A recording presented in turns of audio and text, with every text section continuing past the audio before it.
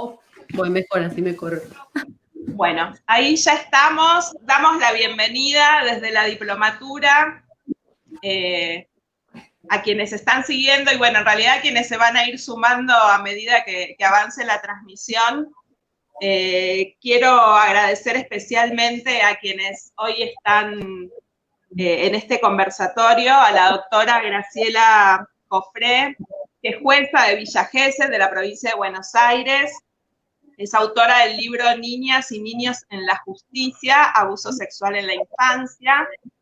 Está también, Andrea Vázquez, amiga, madre protectora, que creo que es un ejemplo de lucha en nuestro país en relación a lo que es el abuso sexual en la infancia, lo que vamos a ver hoy, que es el inexistente síndrome de alienación parental, la batalla contra eso y, bueno, contra un sistema que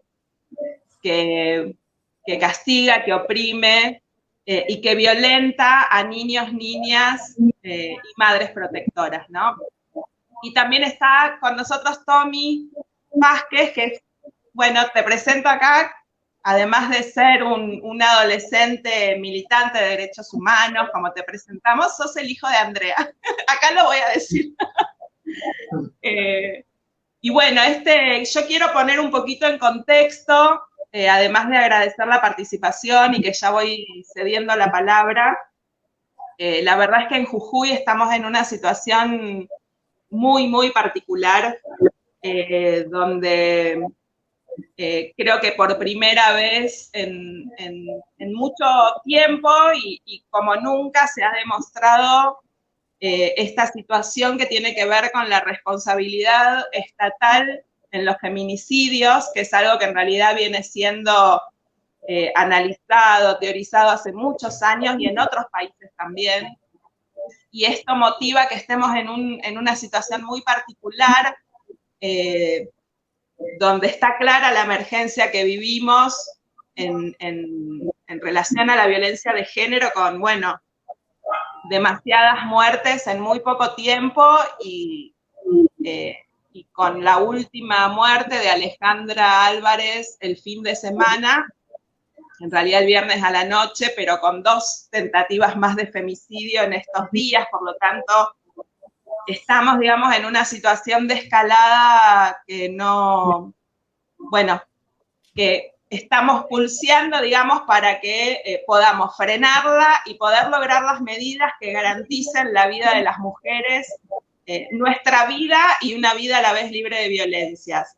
Digo que en este contexto en el que estamos planteando todas las violencias que padecemos las mujeres y que en su máxima expresión provocan nuestra muerte, están estas violencias que vamos a abordar hoy, que la hemos llevado desde el movimiento de mujeres también hace unos días a la legislatura, entendiendo que es una de las violencias más invisibilizadas, ¿no? Y a la vez más crueles, donde, bueno, ya contarán ustedes, pero lo cierto es que tenemos niñas y niños obligados a revincularse con un progenitor abusador o violento, y en eso estamos con el movimiento de mujeres, tratando, digamos, de ver cómo esto podemos ir frenándolo, y en esto creo que muchas personas, entre ellas quienes están acá en este conversatorio, digo ustedes 3,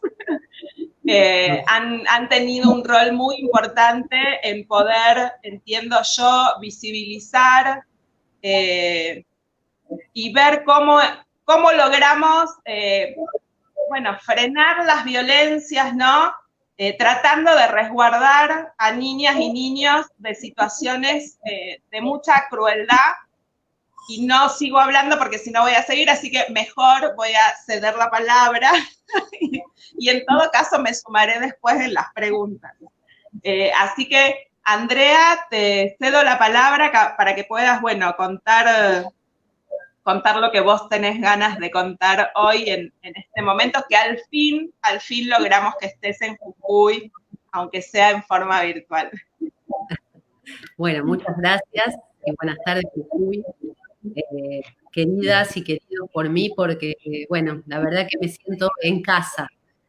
Hace rato que quería participar en alguna de las charlas y, bueno, las cuestiones geográficas no nos permitían. Bueno, ahora parece que la pandemia esto tiene de bueno, nos podemos conectar. Bueno, y la verdad que el tema que nos trae es sumamente importante que se visibilicen estos ámbitos, sobre todo en ámbitos en los que participen efectores, efectoras que pueden transformar las realidades. A ver, esta modalidad, como bien vos decías, es una modalidad de violencia invisibilizada y de una crueldad inusitada, porque, como decías, la última escalada quizá de la violencia hacia las mujeres es matarlas, pero hay distintas formas de morir y creo que arrancarle, amputarle a una madre protectora, una madre que ama a sus hijos, que los cuidaba cuando los picaba un mosquito, iba corriendo a ponerles una cremita porque tenían una roncha, que te saquen a tus hijos, que te hagan saber, además, porque esta es la estrategia que tienen para destrozarte, para minar tu autoestima, tu credibilidad, es hacerte saber que están torturando a tus hijos, hijas, hijes. La verdad que vemos que esto no es que me pasó solamente a mí, que soy un caso excepcional y único, sino que lamentablemente soy uno más que ha tenido, como me has regalado el libro, Mariana, una pequeña suerte, ese libro maravilloso, que es que algunas, primero, pocas, me crean. Entonces mi voz se empezó a escuchar. Digo, pasaron 12 años de crueldad, 12 años en los que lo que se hizo y lo que se hace con las madres protectoras es minar de alguna forma la credibilidad nuestra, minando nuestra credibilidad, criminalizándonos. Yo creo que hay un trípode perverso para criminalizarnos. Uno es la ley de impedimento de contacto, que es una ley que se utiliza siempre en contra de las madres protectoras. Ahora, es una ley mediante la cual nos culpan de impedir el contacto con los progenitores, pero no les importa que en el texto de esa ley, acá en provincia es la 24.270, no sé, después nos dirá la doctora, la jueza y vos, Mariana, es una ley mediante la cual nos ordenan, nos elevan a juicio, nos culpan, primero nos ordenan compulsivamente, incluso poniéndonos multas, y cuando lo que hacemos es intentar proteger a nuestros niños, niñas que se arrastran por el piso para no ir a visitar a estos sujetos que son los perpetradores, por obvias razones, y nosotras al ejercer, simplemente cumplir con nuestro deber de cuidado, porque si ejercemos el cuidado personal, tenemos un deber, es un deber emergente de ese mismo cuidado que nos da el Poder Judicial, y que sin embargo criminaliza todas las acciones que llevemos adelante para intentar proteger a nuestros hijos e hijas, que manifiestan de distintas maneras, porque hay chicos que los manifiestan claramente y otras niñas, niños, tienen incontinencia de esfínteres, otro tipo de manifestaciones que no son solo verbales, pero también lo manifiestan verbalmente. No quiero ir y se ponen detrás de nosotras o tratan de cubrirse de alguna manera para no enfrentarse a un monstruo que tampoco pueden decir concretamente. Muchos niños y niños no tienen la posibilidad de poder decir porque sufren, esto lo va a contar mejor Tomás, cómo hacen estos criminales para que estos niños, niñas tengan terror de hablar. El otro trípode que utilizan son los equipos técnicos de los juzgados de familia. Equipos técnicos que se toman atribuciones como para, por ejemplo, pero vuelvo, repito esto, no es una excepción, es una constante. Se toman, nos hacen pericias en las que nos diagnostican, primero, los síndromes inexistentes, como este es el que nos convoca, el inexistente síndrome de alienación parental, pero si no usan como sí similares, ¿no? Contaminación del discurso de los niños por el materno, madres manipuladoras, madres alienadoras, madres que cada vez su palabra se infravalora más de esta forma. Primero porque es una incumplidora, segundo porque la llevan a la justicia penal. Esos juicios se hacen de manera express. juicio oral en 6 meses y te llegan hasta condenar. Yo tuve la suerte que a mí no me han condenado por impedimento de contacto. Tengo que decir que tuve suerte. Conozco muchas madres que las han condenado y que tienen varias condenas y después son de cumplimiento efectivo. Ya sacaste un factor, la madre criminalizada con causas penales que tiene miedo de hacer alguna otra cosa porque en el medio de esa causa te inician una causa penal por desobediencia, una causa penal, entonces ya tenés varias causas penales en curso y que después podés llegar a ir presa. Y esa es la amenaza. Yo fui presa por denunciar que justamente mi hijo, que está acá al lado, tenía conductas autoagresivas y que se intentaba suicidar. Cuando fui a la fiscalía a denunciarlo, por supuesto que si me escuchaban y hubiesen investigado, se hubiesen enterado que era cierto lo que decía. Pero decidieron encerrarme, meterme presa 3 días, diciendo que yo agredí al fiscal. Por supuesto, después fui absuelta. Pero eso, en el medio de una causa en la que vos estás yendo a tribunales todos los días para reclamar nada más ni nada menos que por tus hijos, te coloca en una situación de terror. Toda mi familia, yo iba a tribunales y me empezaba a llamar, ¿dónde estás? Porque tenían pánico que me metan preso por algo, porque es cierto que estaba en riesgo. Estaban buscando de alguna forma que yo me detenga, tenga miedo, me asuste y que me calle, porque la idea es esa, silenciarnos de cualquier forma.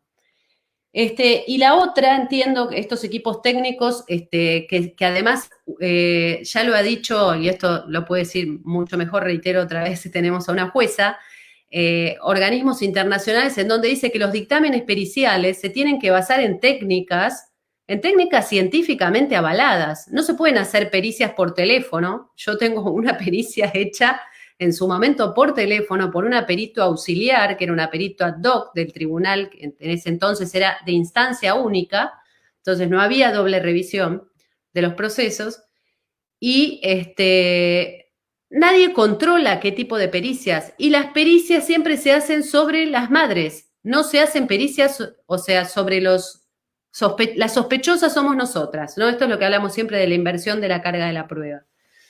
Y cómo se nos coloca,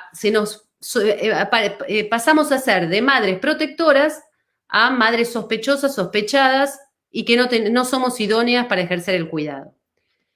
Y la otra gran pata que utilizan también es desconocer, no investigar, desestimar las denuncias previas que existen por violencia, porque es raro que se investiguen y que se los eleve a juicio a los progenitores, que primero empiezan con violencia hacia nosotras, nos cortan los cables de teléfono, nos tocan el timbre infinitamente, no tenemos formas de protegernos porque por más que iniciemos un montón de denuncias, vamos a la comisaría, iniciamos denuncias, esas denuncias, al momento de llegar al juez de familia, nos sienta frente a un violento cuando sabemos que la ley de violencia prohíbe hacer audiencias conjuntas. Y nos sientan con estos señores y nos ponen en igualdad, en una condición de igualdad, como si fuese una salomónico, decir, bueno, si a él le sacamos esto, bueno, ustedes también, y nos ponen en la misma bolsa. La realidad es que después, ¿no? Esto lo utilizan como para que nosotras no tengamos voz ni voto.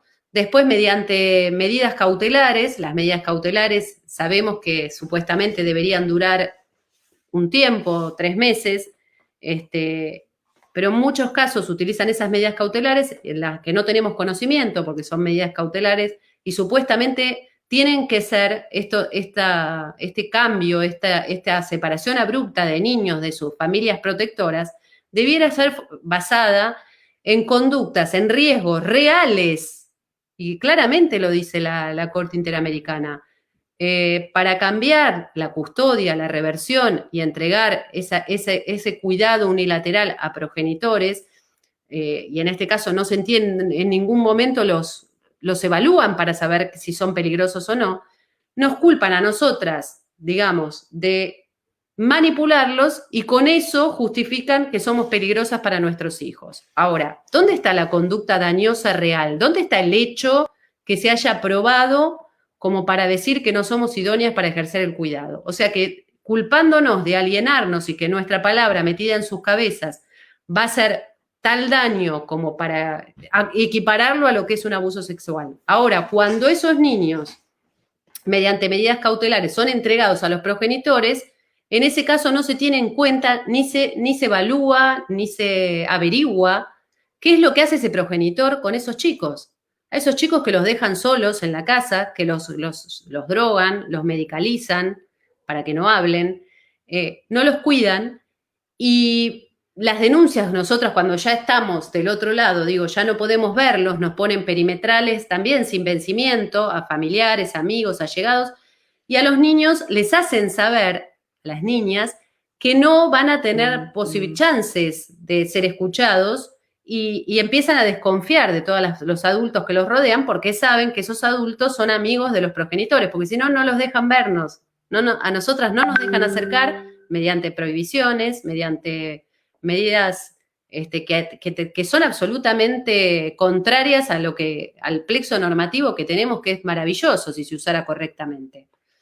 Entonces, de esta forma nos dejan en una situación en la que no podemos ejercer, y otra de las cosas que hacen es amputarnos, independientemente de que tengamos o no el cuidado personal, se nos amputa de un modo de facto lo que antes era la patria potestad y lo que hoy es la corresponsabilidad parental. A mí nunca digamos, por medio judicial, no tuve suspendida la corresponsabilidad parental, nunca. Sin embargo, no la podía ejercer, no podía opinar respecto de los colegios, respecto de los cuidados de salud. Operaron a uno de mis hijos sin que yo tenga ningún tipo de injerencias, por más que haya pedido la historia clínica, sí descubrí que uno de ellos tenía un tumor. Y así a mí me medicaron.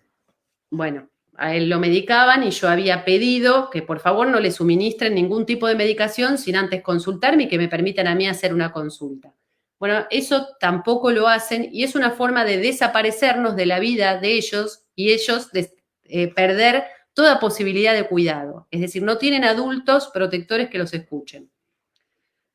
La verdad que me parece, y después cuando estos niños están a merced de los perpetradores, no importa si consultan o no dónde van a operarlos, o sea, porque de eso se olvidan, no aparece ahí la asesora de menores para fijarse si es cierto que esos chicos están bien, si es cierto que sería muy fácil ir al colegio, pero los colegios lamentablemente también son los colegios que eligen, los cambian de colegios, los sacan de los lugares donde los chicos podían ser escuchados y que alguien tenga en cuenta y los vea, porque ven incluso que caminan de una manera dificultosa cuando son víctimas de abuso. Algunas docentes se dan cuenta y directamente, para que los chicos sepan que ni se les ocurra hablar, echan a la maestra. Entonces, muchos colegios, o sea, utilizan es más que un trípode perverso, porque esto es parte de la perversión, ¿no? Dejarlos en un colegio en donde no les creen, en donde inmediatamente se levanta el teléfono y se lo llama a quien paga la cuota, que es el progenitor, y a nosotras ni siquiera se nos dan los boletines, ni siquiera un informe telefónico, porque usted, señora, tiene una prohibición de acercamiento a 500 metros. Digo, ¿qué tiene que ver que tenga una prohibición de acercamiento con que me informen qué le pasa a mis hijos, que tenían intentos de suicidios en los colegios? Entonces, se hace muy difícil para ellos y para nosotras, para ellos, ellas, esas niños que quedan en manos de los perpetradores, luchar viendo una luz de esperanza. Bueno, Tomás creo que puede decir con mucha más claridad que yo cómo él logró, a diferencia por ahí de sus hermanos que siguieron a él como punta de lanza, salir de esa situación. Porque realmente la justicia, en ningún momento el Poder Judicial, mal llamado justicia, el Poder Judicial no hizo nada para que él esté sentado acá hoy o para que mi otro hijo esté a salvo. No lo hizo la justicia. Lo hicimos nosotros. Nosotros por un lado, ellos luchando, y yo por el otro, que no nos rendimos, no nos dimos por vencida. Pero el Poder Judicial al día de hoy nos sigue dañando. Sigue existiendo en la Corte, el máximo tribunal de justicia de nuestro país, una sentencia del año 2016 en donde siguen queriendo sacar a mi hijo más chiquito para que busque un ámbito alternativo de convivencia en pos de que yo inventé una denuncia contra el pobre progenitor que hoy está detenido por abuso sexual. Es decir, que me parece que está más claro que un proceso supuestamente penal debería frenar todas las causas de familia. Bueno, esto acá no sucede. No sucede en Lomas de Zamora, no sucede en cantidad de lugares. Graciela es una excepción, no una regla. La regla, lamentablemente, es la perversión judicial. bueno, no me quiero robar más tiempo porque tenemos que escuchar a Graciela, que es una eminencia, y a Tomás, así que me parece que agrego después las preguntas que les interese hacernos. Bueno, Graciela, te cedemos la palabra para escucharte. Te agradecemos profundamente que estés acá.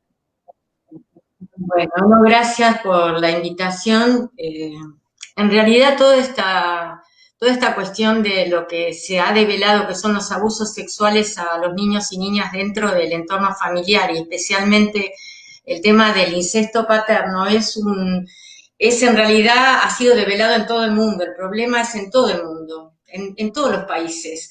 Porque en realidad todo parte de que se menosprecia a los niños y a las niñas con su capacidad de expresar aquellos que los ha lastimado y que les duele. Y además porque la sociedad en el fondo les tiene mucho miedo a los niños y las niñas, porque ellos develan los secretos de las familias. Me parece interesante, justamente he estado leyéndolo otra vez, qué pasaba con las víctimas del Holocausto, los sobrevivientes. Paul Friedman decía de que en la sociedad, al no escucharlos, al evitar saber, va formando una conspiración del silencio. En realidad lo que está pasando con estas situaciones de niños y niñas que sufren delitos, maltrato, abusos sexuales por parte de sus padres dentro de la familia, cuando ingresa en la justicia en realidad la función que tiene fundamental es reparadora, y para reparar todos los que estudian victimología dicen que lo primero es que hay que creer a la víctima. Porque en el momento en que la persona, el niño, la niña, ha podido relatar hechos tan traumáticos, el no tener un espejo de recepción en quien lo escucha es absolutamente revictimizante, una situación más desguarnecida. Esto lo dicen también con relación a víctimas adultas.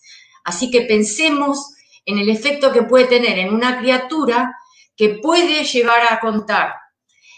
A veces lo puede decir, que no es lo común, en un ámbito tan inhóspito como es un tribunal, y saberse no creído. Ya de por sí eso produce una situación que afecta la estima de esa criatura. Y cuando se ataca a las madres, excepcionalmente madres que develan estos delitos secretos de la familia, porque la mayoría de las madres históricamente no denuncian los abusos, el incesto paterno, por muchas razones, porque tienen miedo, porque no tienen entorno protector, porque han tenido antecedentes de su vida y no lo minimizan, o porque son cómplices. O sea, es una minoría, y esto por eso es un mito cuando se habla de falsas denuncias, porque en realidad es una minoría estas mujeres que se atreven a superar el trauma, porque el incesto paterno es un trauma también para la mujer que lo sabe. Y además tiene que motorizar todo un sistema de justicia que no les es favorable. Cuando se habla de estas mujeres y se focaliza tanto en la situación como que son locas y demás, tiene una lógica, porque son mujeres que ellas también están padeciendo un trauma. Y lo que tiene que verse que la única posibilidad de acceso a la justicia de esos niños, de esas niñas que sufrieron el abuso sexual, es a través de un cuidador adulto que no abuse. Y son estas mujeres. Si ellas no hicieran la denuncia y no permitieran el ingreso de la situación secreta en el sistema de justicia, que en última instancia termina siendo un espejo social, porque se hace visible socialmente, ese delito, como ocurrió durante toda la historia humana, quedaría absolutamente en silencio. Por eso me parece que es fundamental y es muy simple, es muy de sentido común.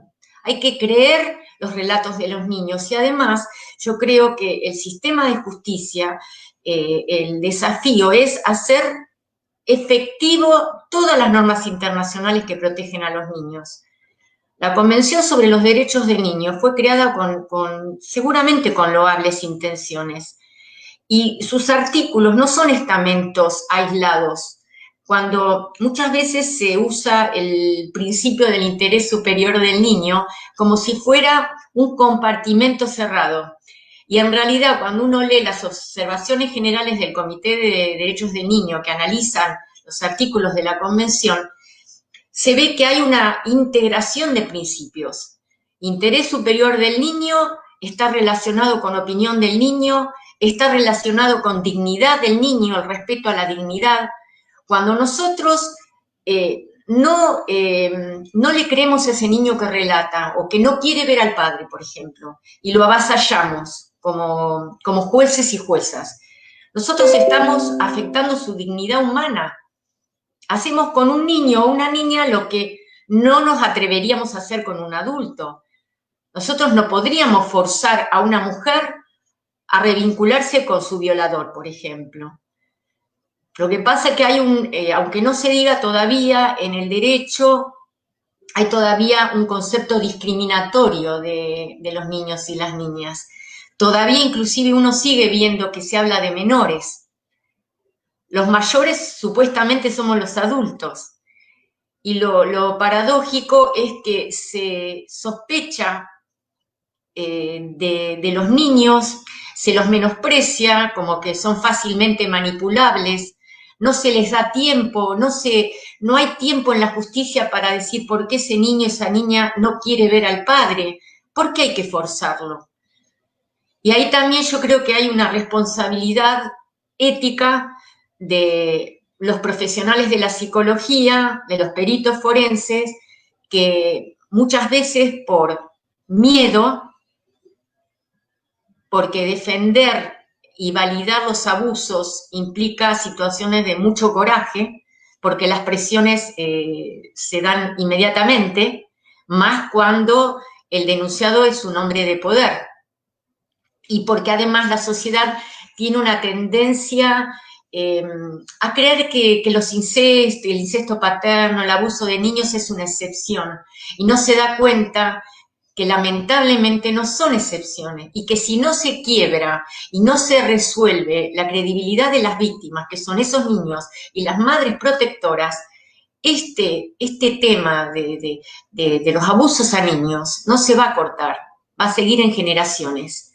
O sea, hablar de esto es ir a lo visceral del ser humano también.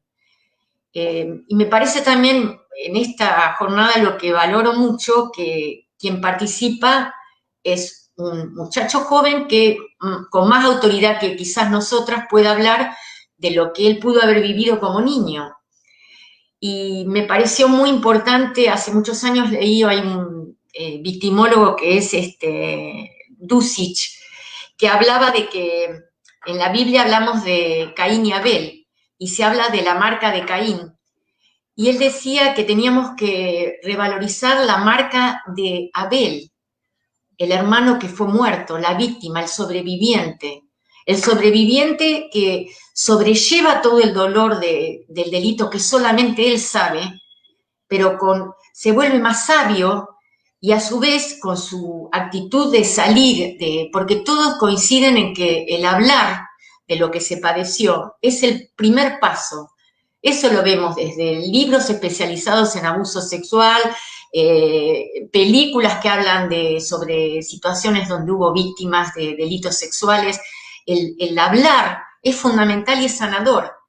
La justicia tiene la responsabilidad de escuchar, y escuchar es respetar, y escuchar a un niño, a una niña. Además, en el tema justicia, la justicia de familia, no solamente la penal, es proteger. Todos, inclusive en Europa, el FRA han hecho estudios con un montón de niños de distintos países desarrollados, y lo que recalcaban era la necesidad de generar un entorno seguro. La justicia puede llegar a tener un valor fundamental no solamente en un proceso judicial, sino en la vida de ese niño y esa niña. Porque además, cuando uno cree, cuando uno protege, suceden varias cosas. Por ejemplo, si uno, frente a un niño que pudo relatar ante un terapeuta o ante una perito psicóloga o en cualquier circunstancia hechos abusivos, si uno lo protege y si uno lo coloca en el entorno seguro, el único entorno seguro es el del adulto, la adulta, que permitió el acceso a la justicia de esa víctima, con la denuncia. Entonces, colocándolo en el entorno seguro, lo que ha pasado, y eso lo puedo decir desde la experiencia, que a veces cuando el niño por ahí no pudo hablar porque es chiquito, porque tiene una situación de mutismo, al colocarlo en ese entorno seguro, después relata los hechos. Y los agresores lo saben, y sus acólitos lo saben. Por eso la alienación parental y todos los sucedáneos, la ley de impedimento de contacto, el forzar las custodias, la custodia compartida forzada, son todos métodos que lo que buscan que es a la criatura, al niño, a la niña, aislarlo, dejarlo solo, que se sienta abandonado, que hasta pueda sentirse mal en su autoestima, porque no fue creído, no fue protegido. Y eso produce también otra cuestión también muy importante, que es cuando uno cree, cuando uno protege, ahí se hace efectivo también otro principio de la Convención de los Derechos del Niño, que es cuando el Estado le brinda a ese niño, esa niña, todo el andamiaje terapéutico para su recuperación psicológica.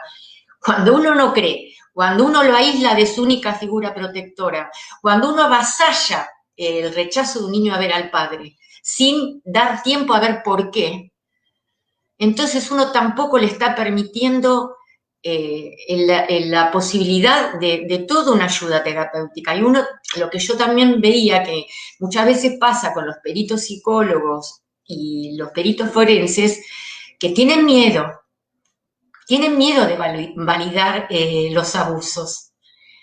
Entonces, a veces uno ve que buscan argumentaciones que teóricamente parecieran bien, pero en el fondo hay una falla a su compromiso ético.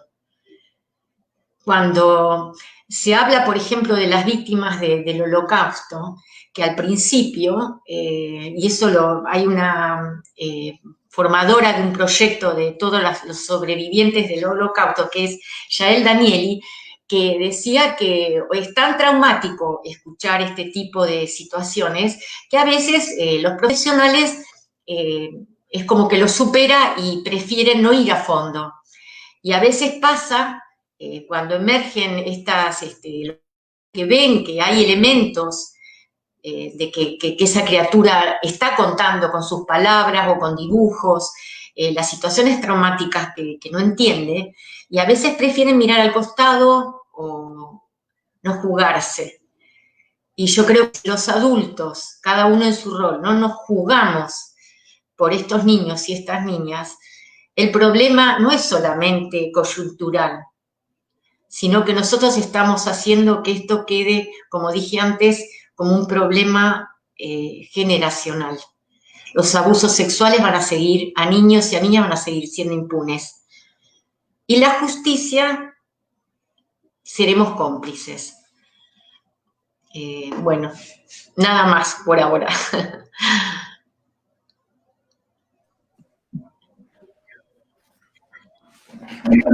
Bueno, Graciela, muchas gracias. Y sí, obvio, te quedás porque después vamos a infinidad de preguntas que yo me las guardo. Ya las liberaré yo misma. Tommy, te cedemos a vos la palabra para que, bueno, vos nos cuentes esto que dice Graciela, que es tan importante, que es tu mirada, ¿no? Desde el lugar de niños y niñas, que ya no lo sos, ¿no? Pero bueno, lo fuiste. Pero lo fui y lo viví. Bueno, primero me presento, que igual ya me habías presentado, soy Tomás Vázquez, ahora tengo 18 años, y bueno, soy un sobreviviente del sistema judicial, además de abuso, por parte de mi progenitor. Bueno, primero quiero empezar con cómo es que viví el inexistente síndrome de alienación parental. Yo viviendo con mi mamá después de la separación de mis progenitores, o sea, mi mamá, e ir a la justicia, decir que no quiero ver a mi progenitor porque era un maltratador, me golpeaba, no quería verlo. La justicia decía que yo mis dichos, lo que yo decía, no eran voluntades mías, era lo que decía mi mamá. Y mi mamá estaba loca por no permitir vernos a nuestro progenitor, porque mi hermano y yo no queríamos verlo, porque era una persona violenta que nos maltrataba. ¿Qué hacía nuestra mamá? Nos defendía e impedía que vayamos a ver a nuestro progenitor.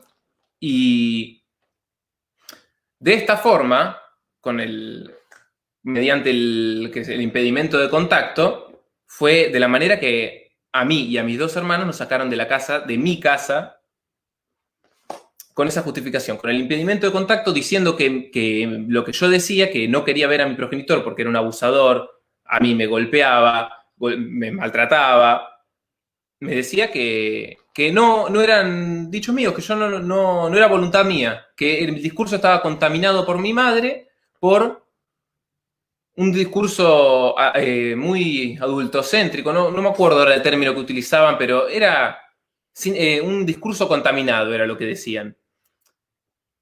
Y con esto justificaban borrarme a mi mamá. De esta manera, me obligaron a vivir con mi progenitor.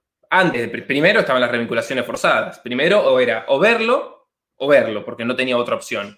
Nadie, como dijo Graciela, las revinculaciones forzadas fueron avaladas por los mismos terapeutas. Los terapeutas decían que era necesario que yo mantenga un vínculo con mi progenitor, que era parte del desarrollo de un niño. ¿Cómo un niño va a crecer sin su padre? Pero es 1000 veces mejor crecer sin un padre que crecer con un violento abusador. No tiene ningún sentido. Y bueno, con respecto a no denunciar, que había dicho Graciela también, que muchas víctimas o personas no denuncian los abusos intrafamiliares. Yo conozco, por ejemplo, yo ahora por esto, por la reputación, porque tengo amigos, amigas que han pasado abusos intrafamiliares por un tío, un padre, y no lo denuncian, dejan que pase el tiempo, no, porque después ¿qué va a pasar con la familia? Se van a separar y nunca más lo vas a volver a ver, y de esta manera se callan, se guarda y se entierra. Y ahora vos te das cuenta que hay secuelas. Las secuelas existen y está comprobado que el abuso sexual en la infancia equivale a un balazo en la cabeza. Y es tal cual. Es tal cual. Con respecto a lo de que a los menores se les llama menores, que a los niños, niñas y adolescentes se les considera menores e incapaces, como lo dice la asesora de menores e incapaces, que ese es su nombre, su función es asesorar a los que tengan, no cumplan la mayoría de edad, sean menores de 18 años, crean que necesitan un asesoramiento, por ende, necesiten que les digan qué es lo mejor para ellos. A mí me tenían que decir qué es lo mejor para mí, qué es lo que yo necesitaba, y que lo que yo decía no era lo que yo necesitaba, no sabía representar mis propias voluntades. Eso era lo que decía la asesora de menores, que yo no sabía lo que quería, por ende, no podían escucharme. Yo tuve que esperar más de un año por una audiencia de artículo 12 para que me pueda escuchar el juez y no tome en cuenta mi palabra. No existe que alguien diga que una audiencia de artículo 10 que sea el derecho a ser oído. ¿Qué sentido tiene ser oído si no te escuchan? No tiene ningún sentido que yo le hable a una persona que cuando tengo que firmar el acta no escriben exactamente lo que dije. Tengo que decirle a la persona que la escribe que yo no dije eso y que se moleste por corregirla. Se molesta por corregir lo que yo digo. Y esto no puede pasar. No puede pasar que la persona que se encargue de defenderme y de hacer valer mis derechos sea la persona que me haga convivir con mi perpetrador. Que por culpa de la justicia, mis hermanos y yo hayamos sido abusados. Porque yo dije que no quería vivir con él. Muy importante también, por parte de los terapeutas, la justicia me obligó a mí a ir a un terapeuta, porque decían que mi salud mental es importante. Y yo la verdad prefiero un terapeuta que no se quiera jugar, que mire para un costado, a uno que me haga confiar en él y le pase la información que le diga a mi perpetrador. para después amenazarme con lo que yo le contaba al terapeuta. O sea, te destruyen la confianza. Ese círculo de aislamiento que nombra Graciela, uno nunca puede saber hasta dónde se extiende. Por eso es tan difícil para una víctima cuándo poder hablar. O sea, una víctima puede hablar cuando se siente segura, pero es muy difícil para una víctima sentirse segura cuando hasta los propios terapeutas te traicionan. En mi caso, yo no podía ir al colegio, no podía hablar en los colegios porque mis mismos compañeros eran los que les comentaban a mi progenitor, las mismas docentes. Yo no podía caminar por Loma de Zamora y ver a mi madre en un restaurante escondidos porque algún paciente de este médico poderoso, Pablo Guisoni, porque no sé por qué no lo nombró, pero yo lo voy a nombrar, se enteraba. Y de alguna forma se enteraba. Y yo sufría las represalias. Yo le tenía que tener miedo a mi mamá. Eso es lo que me inculcan. Miedo a mi mamá sabiendo que yo no hice nada. Que ella no hizo nada. Me hacían tenerle miedo. Por eso es que yo decía no querer verla, porque sabía cuáles eran las represalias. De esta forma me obligaban a pedir, si es que se conseguía un régimen de visita, yo no podía tener un régimen de visita si no había un asistente social, porque lo que me inculcaban era el miedo a mi mamá, que no es real. Pero como digo, es muy difícil salir del círculo de aislamiento en el que los abusadores te meten. Había más cosas que quería decir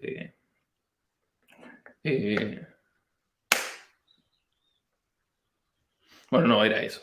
No, yo no tenía más preguntas que aclarar de Graciela. Y bueno, pero es muy importante hacer sentir a las víctimas seguras, porque si no es imposible que puedan hablar. Y el sistema judicial no te transmite esa confianza. La verdad es que no te la transmite. Eso tiene que cambiar.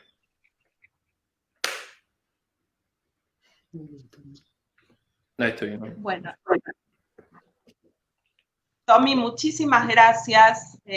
Sé que es profundamente doloroso, bueno, también para Andrea, repetir este relato. La verdad es que, no sé, quiero pedir disculpas por hacer que en este momento se sientan así, ¿no? Al contrario. El tema es que sabemos que la palabra de ustedes es absolutamente esencial para que haya otros niños y otras niñas que en realidad puedan no pasar por lo mismo. Y me parece que ahí está, ¿no? Que estemos acá, que ustedes estén acá y que estemos acá. Yo simplemente quiero presentarles a Liliana Hendel, que la sumamos acá un ratito para una caricia, porque es para una caricia. Liliana es docente de la diplomatura, justamente en el módulo que hemos incorporado del inexistente síndrome de alienación parental. Como es la docente, bueno, era difícil sumarla también a los conversatorios, como no, pero no queríamos dejar de tener esta participación de Liliana así de sorpresa caricia, que supongo que escuchó a Tommy y ya está ahí. Así que, Lili. Gracias, Mariana. Muchísimas gracias. Gracias por invitarme, aunque sea unos minutitos, a este encuentro. Ustedes saben, estoy en este momento en una situación de gestión en la provincia de Buenos Aires, en Matanza, por lo tanto mis tiempos han cambiado, pero no podía dejar de estar aunque sea unos minutos. Tomás y Andrea saben cuánto los amo profundamente, y la doctora Graciela Joffre sabe cuánto la sigo, cuánto la admiro y cuánto leerla y escucharla ha aportado a este camino que tiene que ver con desandar las injusticias del sistema judicial. Yo lo escuchaba a Tomás con admiración y le veía la cara a Andrea, querida Andrea, y pensaba, hubiera sido imposible, Mariana querida, hace unos pocos años esta reunión, este conversatorio, este encuentro, un joven hablando acerca de lo que le pasó al lado de su mamá, de lo que intentaron separarlo de las formas más brutales. avalados, custodiados, abrazados por una jueza de la talla de la doctora Joffre, con vos, Mariana, que sos incansable en la denuncia de las injusticias. La situación es grave, la situación es terrible, sigue siendo el inexistente síndrome un daño brutal que se sigue ejerciendo y cada vez se sabe más. Hoy me escribía una colega de México, por ejemplo. En España esto es brutal también, lo cuenta permanentemente Sonia Vaccaro y tantas otras personas. La diferencia es que ahora se habla de esto, se habla cada vez más, se empieza a visibilizar el daño que produce en las y los jóvenes que fueron niños en algún momento, hoy son personas adultas que piden el derecho a ser escuchados, como decía muy bien Tomás, como no fue escuchado por el juez Lulio ni por los jueces anteriores, cuando él pedía que le abran la puerta y escuchen lo que él tiene para decir, ¿no? Poder decirlo ahora, decirlo públicamente, ponerle palabras a todo lo que pasó, implica militar claramente un recorrido de derechos humanos que visibiliza las infancias lastimadas y a sus madres protectoras dañadas. Y lo que nos muestran es la capacidad de reparación que tenemos como sociedad cuando alguien como Mariana Vargas, alguien como la doctora Joffre, alguien como este diplomado, abre las puertas a la temática, a las voces y al nombre y apellido de, recién hablaban ustedes de las pericias, de quienes perician, de quienes son corruptos. La doctora, la jueza, estuvo muy generosa diciendo miran para otro lado. Discúlpenme, yo voy a ser un poco más cruel en mi descripción, más cruel para con nosotras mismas. Esta gente no mira para otro lado. Tienen la obligación de saber y no lo hacen. Tienen la obligación de ejercer el rol para el cual fueron designados y por el cual se les pagan salarios voluminosos y no lo hacen. Y lo más grave es que hasta hace muy poquito tiempo nadie les exigía ninguna indicación, ninguna explicación, que den cuenta de sus actos, que den cuenta de sus acciones. Esto está empezando a cambiar. Las personas que son victimizadas por su propio, Tomás hablaba del perpetrador, progenitor, tío, hermano, abuelo, vecino, no importa. Por supuesto, cuando es el progenitor es muchísimo más grave. Pero este daño, que de por sí es gravísimo, se acentúa y corremos el riesgo de perpetuarlo si como sociedad miramos para otro lado. Y la sociedad sí, a diferencia de los jueces y juezas, miran para otro lado. Así que me alegra enormemente que podamos seguir produciendo estos encuentros, Mariana. Te agradezco muchísimo que me hayas convocado a este abrazo. No podía no estar en un día en el que Andrea y Tomás cuentan, participan, exigen justicia. Y gracias, Graciela, por tu permanente compromiso tan imprescindible para todas las personas que trabajamos en esta temática. Somos cada vez más. Y la tarea de Tomás y de la gente, de los muchachos, de las muchachas como Tomás, hacen que cada vez más haya jóvenes que sienten que hablar es reparador, que hablar es la posibilidad de cerrar una herida sin una infección adentro. ¿Se cura? No lo sabemos, pero podemos reparar. Y podemos reparar de un modo tan activo y tan protagónico como aquello que el juez Lulio y tantos otros jueces les negaron a quienes estaban denunciando estar siendo víctimas probablemente del más terrible de los delitos. Así que gracias a ustedes, gracias por esta posibilidad de compartir y gracias, Mariana, siempre, desde tantos años compartiendo el camino, que el Zoom nos permita ahora acortar las distancias y que cada quien en este cuadradito esté en algún rincón de este país pensando las mismas problemáticas y buscándole respuestas, porque sin ninguna duda, chicos, se va a caer. y se va a caer porque lo estamos tirando. Gracias. No, gracias Lili a vos por estar. Obviamente que era importante para la Diplo que estuvieras acá justo cuando incorporamos el módulo y me parece que era la caricia que siempre viene bien, ¿no? Para Andrea y sobre todo. Bueno, André, ¿querés decir algo? No, lo que quería decir, la verdad que gracias por la sorpresa, porque la verdad que sí, lo que dijo Lili es así. Y una de las primeras personas, recuerdo y lo cuento en muchas oportunidades cuando la conocí, en aquella jornada de la SIGEN, fueron esos brazos que me abrazaron cuando sentí que me moría al ver un video en el que se llevaban a 3 niños en Italia, a 2 niñitos, niñitas, a la rastra para entregarlos al progenitor y exploté en un llanto y uno de los brazos que me consolaban eran los de Liliana y nunca más me soltaron. Y la verdad que me siento absolutamente feliz porque ella esté acá y porque estén todas ustedes, porque realmente decía antes de empezar, ¿no? Si hubiese más personas como ustedes, esto sería mucho más fácil y esto hubiese durado mucho menos tiempo y habría mucho menos niños dañados, niñas, niñeces dañadas. Y creo que sí que es cierto que hablar repara. Por supuesto que el daño muchas veces no lo vamos a poder medir, pero el hablar repara. El hablar, el poder militar, el poder ayudar a otras personas. Creo que es la única forma, después de haber pasado por esto, que tenemos como para contribuir y que nos regocije, porque esto nos regocija. Esto, la verdad que es un mimo. Gracias por haberla invitado a Lili, que fue una sorpresa para nosotros maravillosa. Gracias, siempre, Lili. Es recíproco el amor.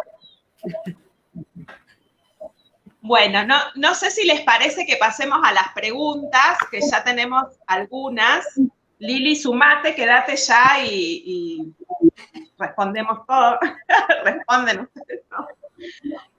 Mira, ¿podés pasar? Vale. Estamos acá con... No me sale. Bueno, ahí.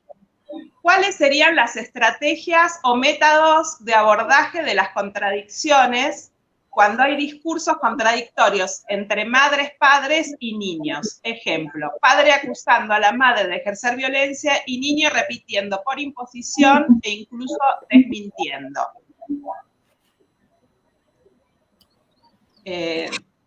Esa es una pregunta media contradictoria y un poco confusa también, porque en realidad cuando los niños hablan o son entrevistados por psicólogos hay que ver qué dicen, o sea, la veo un poco confusa, no sé hacia dónde va en realidad esta pregunta. Me parece que lo que está planteando es, a ver, lo que entiendo yo es que efectivamente tenemos muchas situaciones de madres que son impedidas de ver a sus hijos, como contaban Andrea en su momento y Tommy, ¿no?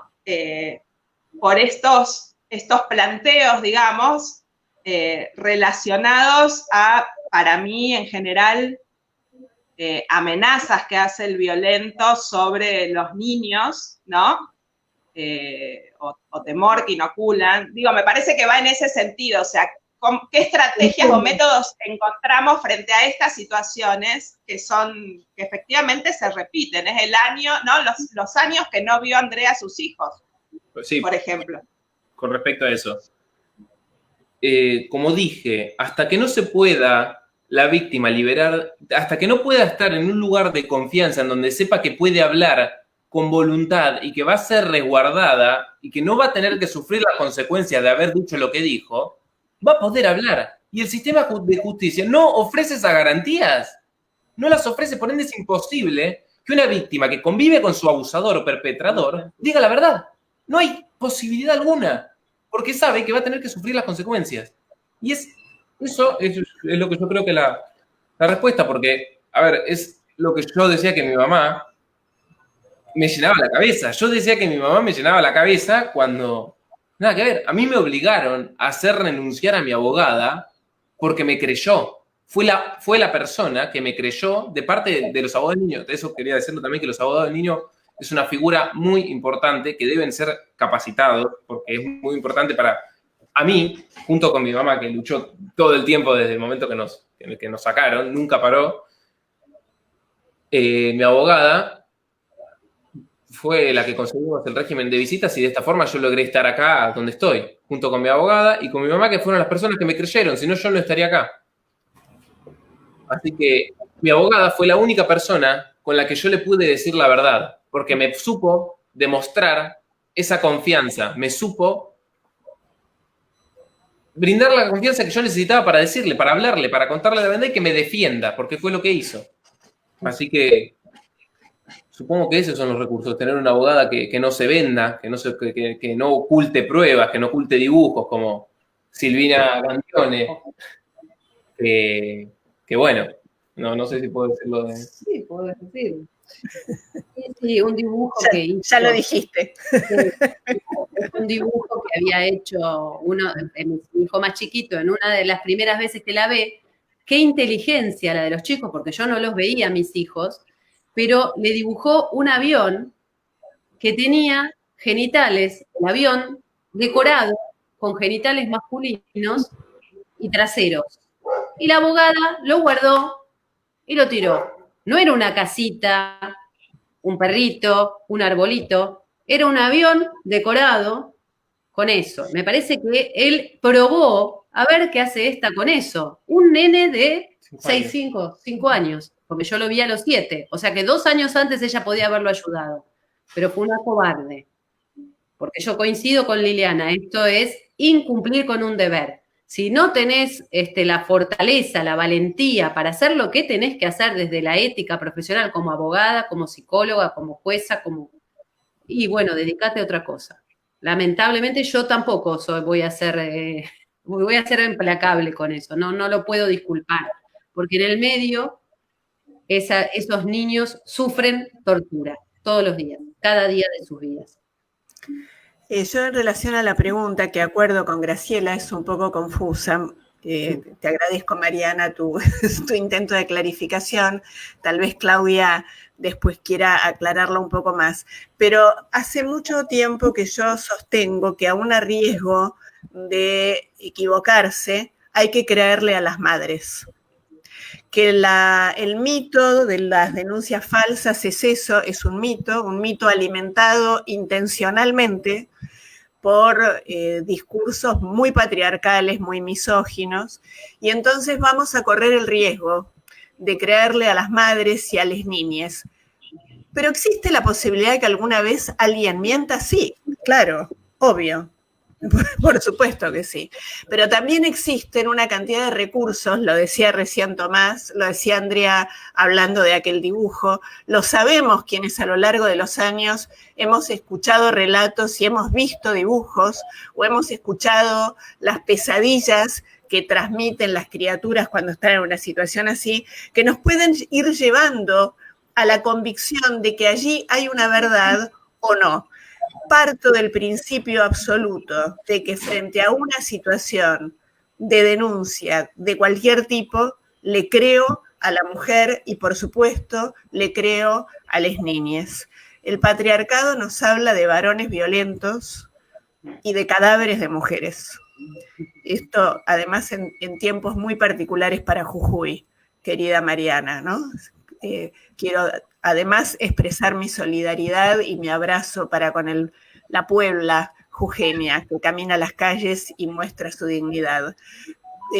Creerle a las madres que están con sus niños en brazos, con sus niñas, es un principio básico. No hay ninguna contradicción cuando una sabe que allí se aloja una situación de dolor. Lo que debería poder haber es confianza en los recursos para desentrañar aquello que seguramente al principio podría parecer contradictorio.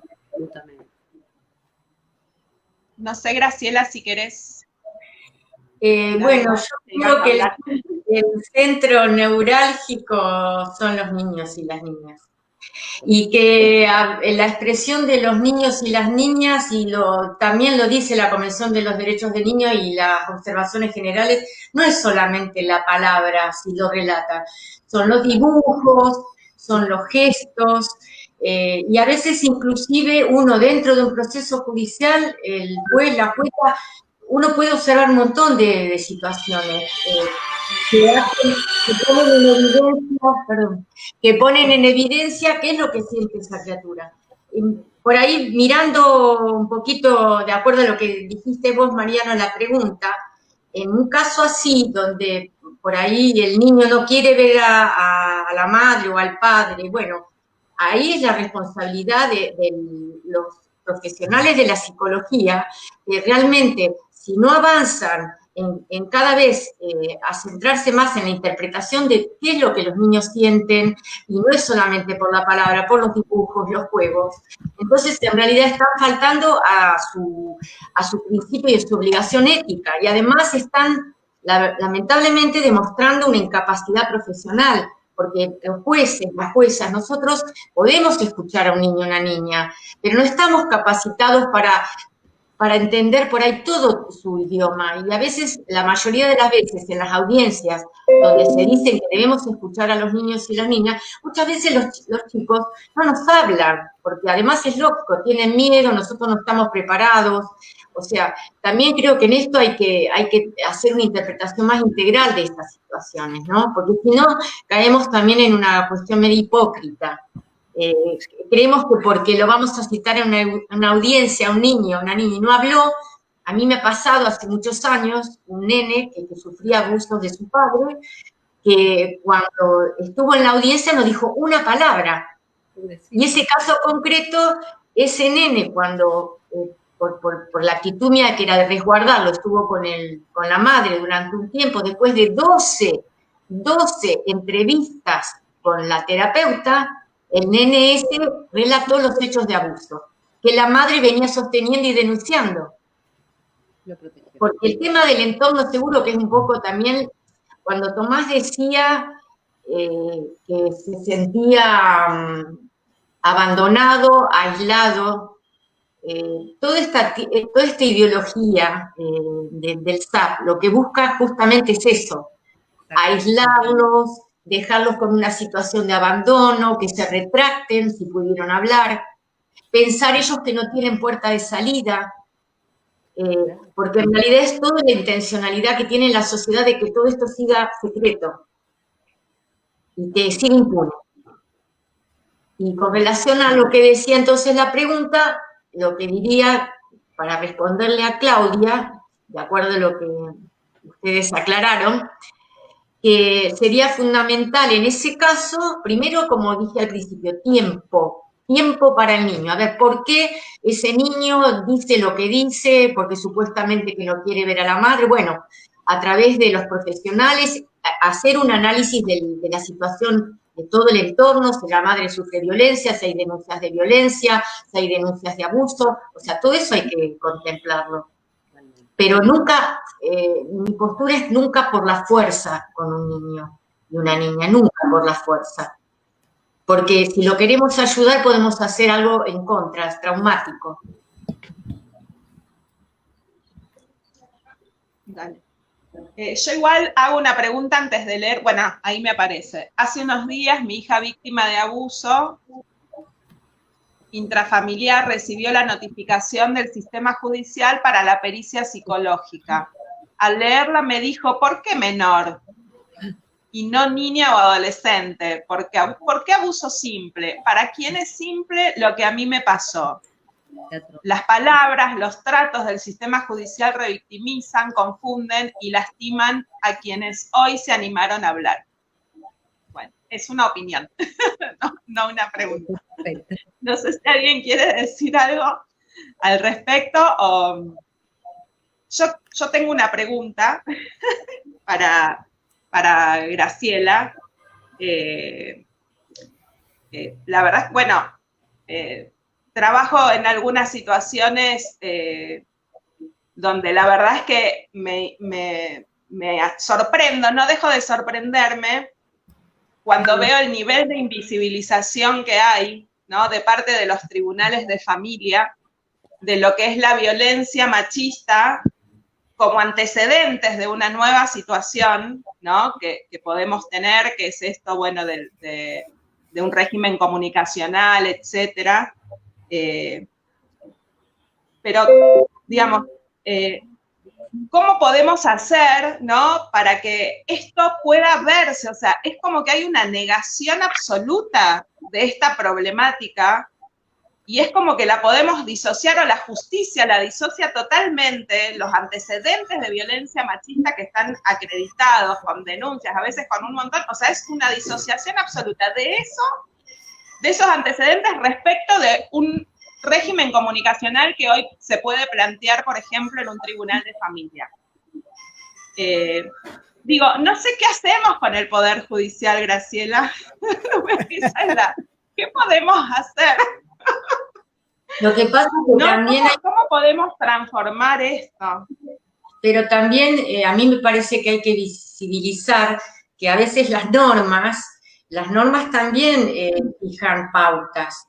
Y el Código Civil de la Nación, al imponer las custodias compartidas y el régimen de coparentalidad y todo como una regla, produce como una presunción que produce situaciones complejas, o sea, donde no se puede a veces visualizar, y es la evolución que tiene que hacer el derecho y también desde la legislación, de que los niños y las niñas, cuando hay violencia, siempre son víctimas. O sea, cuando hay violencia sobre la mamá, siempre son víctimas, en distintos grados. Entonces, inclusive ahora estaba viendo que en España están promoviendo, y no sé en qué estado está, una ley de la infancia, y donde se empiece a contemplar que cuando haya denuncia de violencia del varón a la madre, se contemple y se suspenda todo tipo de comunicación de los hijos, hasta evaluar cómo es la situación. Porque justamente la evolución es darse cuenta que los niños y las niñas, aunque no sean ellos personalmente maltratados por ese varón, sufren la violencia hacia la mamá. Una vez había escuchado algo que me impactó mucho, que por ejemplo en los colegios, que decían que a veces había niños que van mal dormidos, y las maestras, indagando, habían visto que esos niños mal dormidos eran porque a la noche se producían situaciones de violencia, y al estar tan atentos a eso, tan traumático, esas criaturas no descansaban. Entonces, cuando iban al colegio, se dormían en clase, por ejemplo. Pero esto es una evolución que tiene que ver también tiene que ver con la invisibilización de los niños y las niñas. Por ejemplo, ahora en el tema pandemia, Tonucci, que es un pedagogo, decía que los niños y las niñas han sido invisibilizados. No se ha tratado de indagar, por ejemplo, qué pasa con el tema de la escuela y ellos, que se los dejó aislados. O sea, los niños y las niñas son figuras invisibles para la sociedad, aunque digan que no. Y siempre hay esa mirada superior del adulto que se considera con el tupé de, por ejemplo, sospechar que un niño no diga la verdad, cuando en realidad el adulto es el manipulador, el gran manipulador de las mentiras, con sus gestos, con sus rostros, con su versátil idioma. Y en realidad eso es lo que pasa, hay un menosprecio, aunque no se diga y se declame, y en realidad la sociedad se rasga las vestiduras cuando el niño o la niña termina, como pasa con muchas mujeres, cuando están muertos, cuando la situación ya se concluyó, pero no cuando todavía se está a tiempo. Y con relación un poco a lo que escuchaba de Tomás, que me parece muy importante que en realidad, en el caso de Tomás, como en otros sobrevivientes, la figura de esa madre que protege y el grupo contenedor y amoroso es lo que va a ayudar, como ahí se ve en este caso de Tomás, a que como sobreviviente pueda hacer visible su voz. Y no es ya solo él, porque él, o sea, no se da cuenta que lo mismo que pasa a veces con las madres protectoras, la voz sola es una voz en el desierto, pero cuando esa voz es escuchada por otras que sienten lo mismo, como otros chicos que sentirán lo mismo que él dice, se abre un camino nuevo. Por eso lo que más valorizo de esta jornada, que fue lo que me pareció muy importante, que haya alguien que fue un niño que se sintió no escuchado y que hoy puede relatar desde otra edad su experiencia, y es abrir un camino nuevo. Por eso me pareció tan atinente eso de la marca de Abel, que decía Dusic, donde el sobreviviente es más sabio y también demuestra una situación de empoderamiento, ¿no? O sea, nadie le va a quitar el dolor que padeció, pero la postura a futuro es otra. Y además, ¿por qué? Porque fue querido por lo menos por la madre. ¿Cuántos chicos y niñas, y yo lo veo en la experiencia, donde no hay madre protectora, entonces sale el abuso, pero al no haber madre protectora, esa criatura queda en un vacío, y ni la justicia ni nadie los puede ayudar. Es muy importante la figura del cuidador que protege a la criatura y hace la denuncia en la justicia, porque uno también ve la contracara. Y ahí, ¿qué pasa? ¿Quién tiene responsabilidad? El Estado, ¿a través de quién? Y de los organismos administrativos, que tendrían que rescatar a esa criatura. Y ahí, lamentablemente, muchas veces no se da.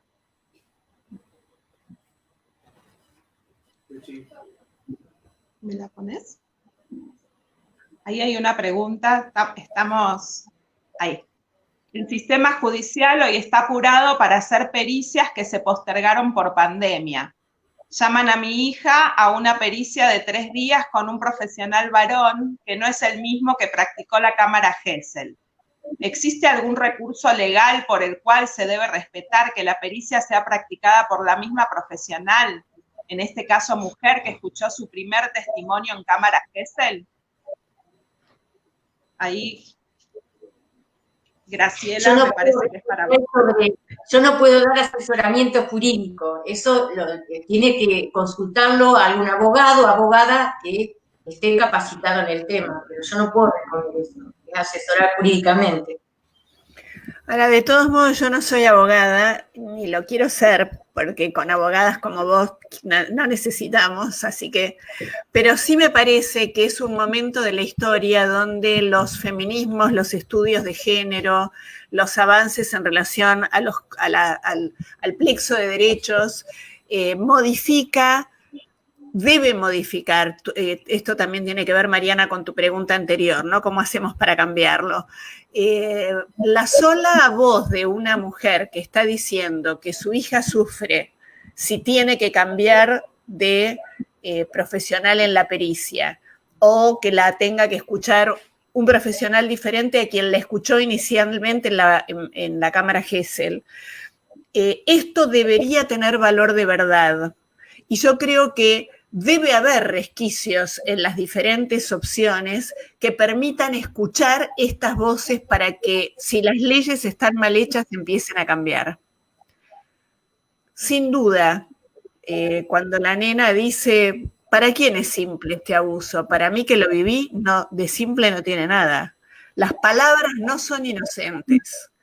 Hablar de abuso simple para la ley, para el sistema jurídico, es una denominación que tiene una carga en la que yo no había pensado hasta que esta mamá contó lo que su hija decía. Nunca había registrado que para la ley esto es un abuso simple. Y la nena tiene razón. ¿Cómo va a ser simple un abuso contra una nena?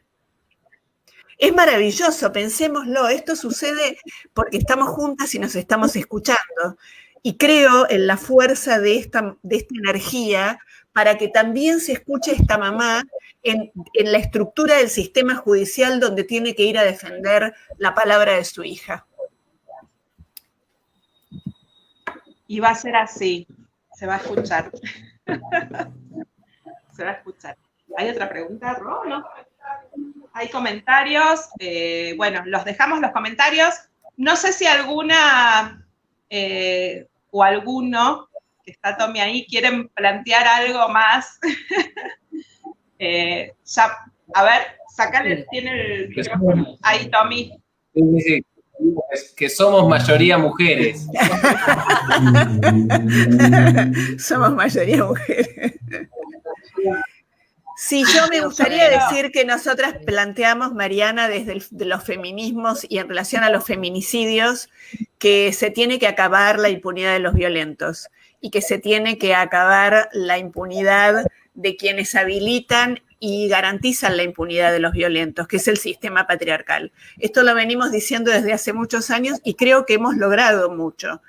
Bueno, debemos empezar a decir, se debe acabar la impunidad de jueces y juezas, peritos, peritas, psicólogos que firman unas pericias horripilantes, realmente horripilantes, además de mentirosas, lo cual implica un dato importante en relación a la mala praxis. Los colegios deberían empezar a funcionar con el rol que tienen y dejar de ser clubes sociales.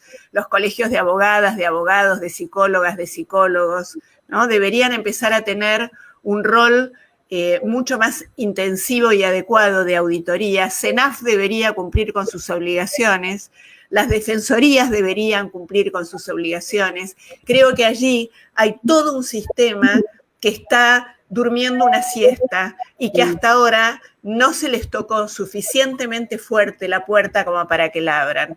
No voy a olvidar jamás a Andrea Vázquez disfrazada para festejar un cumpleaños, y cuando todo el mundo decía estás loca, ella dijo yo les tengo que mostrar a mis hijos que los cumpleaños se festejan igual, y pateó la puerta del juzgado.